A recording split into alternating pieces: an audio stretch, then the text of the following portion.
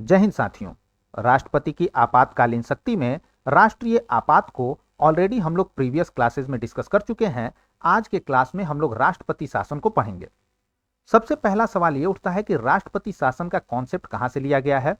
तो जो government of India act 1935 था, यानी भारत सरकार अधिनियम 1935, उससे राष्ट्रपति शासन का कॉन्सेप्ट लिया गया है। और राष्ट्रपति शासन को ही स्टेट इमरजेंसी यानी राज्य आपात या कॉन्स्टिट्यूशनल इमरजेंसी यानी संवैधानिक आपात भी कहा जाता है। अगला सवाल यह उठता है कि राष्ट्रपति शासन की चर्चा किस किस अनुच्छेद में है। तो अनुच्छेद 356 और अनुच्छेद 365 में इसकी चर्चा है। क्या क्या बोला गया है इन अनुच्छेद में, वन बाय वन समझेंगे।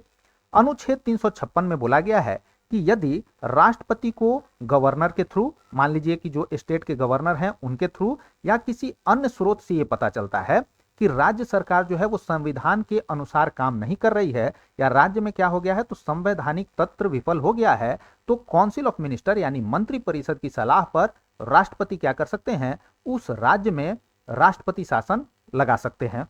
अनुच्छेद 365 में क्या बोला गया है कि अगर राज्य सरकार मान लीजिए क्या करती है तो संघ द्वारा दिए गए डायरेक्शन को फॉलो नहीं करती है, और वो भी किस मामले में, जिस मामले में केंद्र जो है वो राज्य को डायरेक्शन दे सकता है, तो इस केस में भी राष्ट्रपति क्या कर सकते हैं, कंसर्न्ड स्टेट में राष्ट्रपति शासन लगा सकते हैं। आगे आएंगे।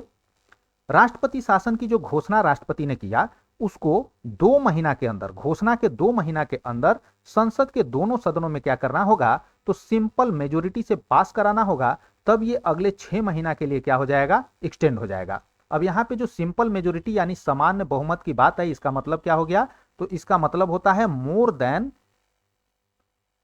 50% ऑफ प्रेजेंट एंड वोटिंग। संसद में जो सदस्य प्रेजेंट हैं उनसे 50% से ज्यादा, उनका 50% से ज्यादा, ठीक है।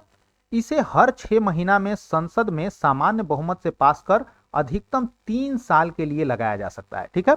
तो मैक्सिमम प्रेसिडेंट रूल कितना दिन के लिए लगाया जा सकता है, तो 3 साल के लिए। और यदि आपको राष्ट्रपति शासन 3 साल से ज्यादा लगाना होगा तो इसके लिए आपको क्या करना होगा, इसके लिए आपको संविधान संशोधन करना होगा, ठीक है। यहां पे गलती टाइप हो गया है, 3 साल होगा।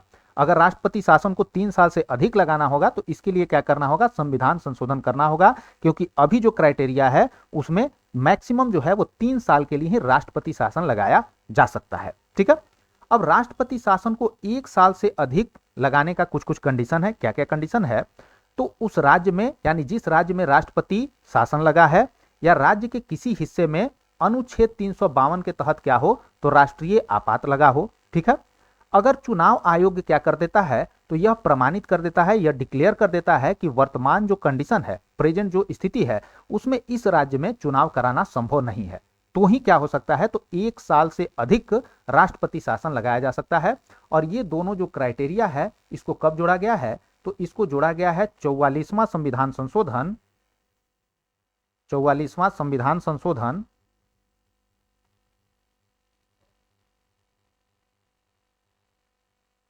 कब हुआ था, तो 1978 द्वारा इन दोनों कंडीशन को जोड़ा गया है। आगे चलेंगे हम लोग। राष्ट्रपति शासन समाप्त कैसे होगा, तो राष्ट्रपति क्या करें कि जो घोषणा की है राष्ट्रपति का उसको वापस ले ले तो ये समाप्त हो जाएगा। सेकंड कंडीशन है कि जो ये घोषणा राष्ट्रपति के द्वारा हुआ है इसको संसद के दोनों सदनों में सिंपल मेजोरिटी से 2 महीने के अंदर पास न किया जाए तो भी राष्ट्रपति शासन क्या हो जाएगा, समाप्त हो जाएगा। तीसरा कंडीशन ये है कि सुप्रीम कोर्ट या हाई कोर्ट क्या कर दे, इसको समाप्त करने का निर्देश जारी कर दे। तो इन 3 कंडीशन से क्या हो सकता है, राष्ट्रपति शासन समाप्त हो सकता है। आगे चलेंगे। राष्ट्रपति शासन से संबंधित कुछ महत्वपूर्ण तथ्य को देखेंगे। राष्ट्रपति शासन सबसे पहले कब लगा था, तो 20 जून 1951 को लगा था। और कहां लगा था, तो पंजाब में लगा था। सबसे ज्यादा बार राष्ट्रपति शासन कहां लगा है, मणिपुर में। कितनी बार लगा है, तो 11 बार लगा है। जब इंदिरा गांधी का कार्यकाल था 1966 से 1977 तक, इसके बीच में 39 बार जो है भारत के अलग अलग स्टेट में क्या हुआ है, राष्ट्रपति शासन लगाया गया है। अभी तक भारत में कुल जो है 134 टाइम्स राष्ट्रपति शासन लगाया जा चुका है।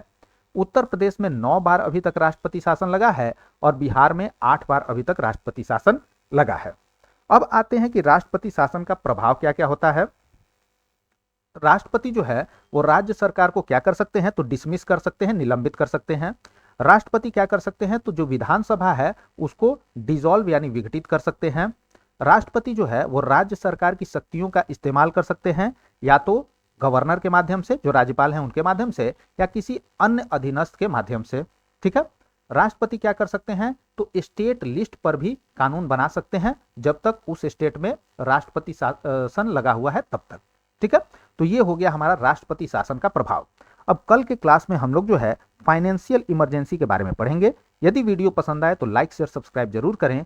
Thanks for watching students. Bye. Have a nice day.